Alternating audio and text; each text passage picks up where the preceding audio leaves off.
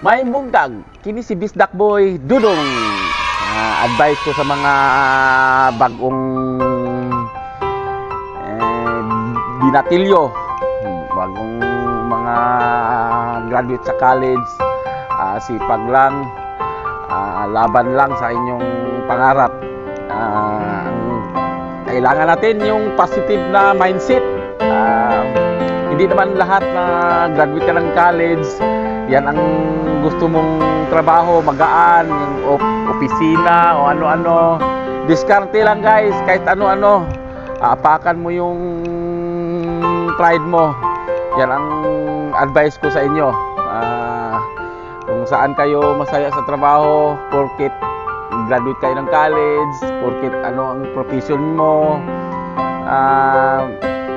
gawin mo ang yung tama, at saka meron mang mga pagsubok sa buhay. Guys, tandaan nyo, yan ang gawing susi mo sa maging successful ka. Hindi ko man masabing kung ako ang naging successful ngayon, pero try my best, I do my best. Basta huwag yung kalimutan yung Panginoon. Tiyaga lang. Bye-bye!